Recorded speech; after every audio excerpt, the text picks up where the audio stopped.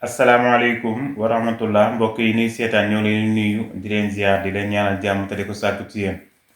comme niñ ko baaxoo def rek chaque instant ñu ànd ak yéen ci information yi wala boog ñu ànd ak yéen ci ay leeral lu jëm ci wàllu fulus yi nag xam ngeen ne tey ñoo ngi ci précompilation yi nga xam ne moo commencé woon le 23 bala 7 décembre incha allah ñoo ngi ñaanal képp ko def précompilation rek yàlla boolal ci ñi nga xam ne ñoom la ñuy woo. waaye képp ku defalul it ñoo ngi ñaan sunu boroom may la noo ko mën a defee incha allah di ñaanal ñëpp jàmm nag xam naa tey nag ñu indi benn leeral ndax ñu bari dañuy woo di nu laaj lan mooy Click Day ak lan mooy Nulla Osta. Click Day mooy baatu anglais la boo xam ne maanaam italien léeg-léeg dañ koy utiliser muy Click Day. click nag boo ko déggee mooy Click Day mooy click ci jour bi nga xam ne moom la ñuy def click. xam ngeen ne maanaam fulus yi dafa wuute ak yeneen pratique yi parce que fulus yi dana la léegi maanaam document yi ngay envoyé comme dafa bari dañ lay may benn temps nga dajale ko ci site bi bala ñoo yegg ci jour bi nga xam ne moom la ñuy def Click Day jour bi nga xam ne moom lañ koy envoyé. ñu may la temps nga wut kayit yi nga war a wut yëpp yi nga war a déposé yi nga war a lijjanti nga lijjanti ko yëpp nga war koo lijjante ba dajale ko ci benn nga dajale ko ci sa email wala nga dajale ko ci site bi nga xam ne bala ñoo yegg ci jour boobu rek lépp day mat nga xam ne bu yeggee ci jour boobu rek dañuy xëy rek daal di koy cliquer mu dem. xam nga ordinateur booy bu fekkee da ngay envoyé message da nga yor souris bi di cliquer envoyé moom la ñuy wax Click Day mooy jour bi nga xam ne moom la ñuy cliquer maanaam dossier mu dem mooy jour bi nga xam ne moom lañuy envoyé pratique yi fi mu toll nii li commencé le 23 ba le 7 moom maanaam dara du am li am rek mooy précompilation mooy dajale kayit yi nga xam ne ñoom doon soxla document yi nga xam ne moom doon soxla nga xam ne bala ñoo yegg ci janvier ba nga xam ne di def Click Day bi lépp dina ba nga xam ne suñ xëyee rek dañuy def Click Day bi incha allah maanaam loolu mooy Click Day maanaam mooy jour bi nga xam ne moom lañ koy envoyé dafa nekk baatu anglais nag mooy jour bi ñuy def envoyé dossier préfecture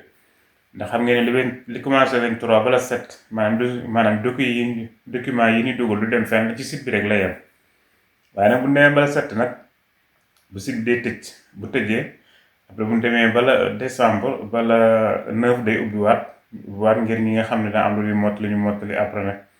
mu tëj bu tëjaatee nag moom janvier bu ñu def Click Day lay commencé waat ubbiwaat ñi nga xam ne ñoo war a def janvier def ñi war a def février def loolu mooy Click Day. Nulla Osta baatu ak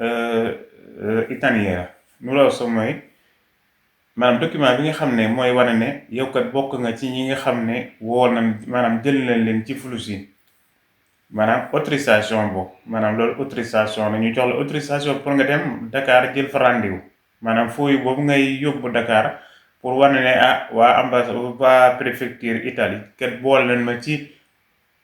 ñi war a am ci fulus yi loolu maanaam man dossier boobu ñu lay jox mooy tudd Nulla Osta loolu moo tudd autorisation waaw diggante autorisation ak Click Day noonu la maanaam Click Day mooy jour bi ne envoyé dossier yi préfecture Nulla Osta mooy autorisation bi nga xam ne moom la préfecture di jox pour nga dem jël rendez-vous ñaar yi mooy li nga xam ne si mooy préfecture ak am na leneen nit loo xam ne it ñu ngi koy wax ñu ngi koy laaj léeg-léeg ci commentaire yi maanaam PEC bi maanaam lan lay signifier ak lan lay jëriñ maanaam PEC kenn ku nekk war na koo am PEC nekkul ne dangaa war a toog ba am di def ay déposé maanaam fulus rek soog koy am déedéet PEC ñëpp ko war a am PEC adresse email la comme Gmail waaye PEC dafa wuute ak Gmail parce que PEC adresse email la boo xam ne da nga koy fayal moom boo koy ubbi da ngay fay am na yoo xam ne it da ngay fay par mois am na yoo xam ne bu la neexee da ngay fay par année bi waaye li tax mu baax mooy que ne soo ci envoyé dossier ki nga ko envoyé maanaam bu amee PEC comme yi nga envoyé ko ci PEC moom du ne gisul document bi nga ko envoyé moom mooy comme lettre raccomandata nga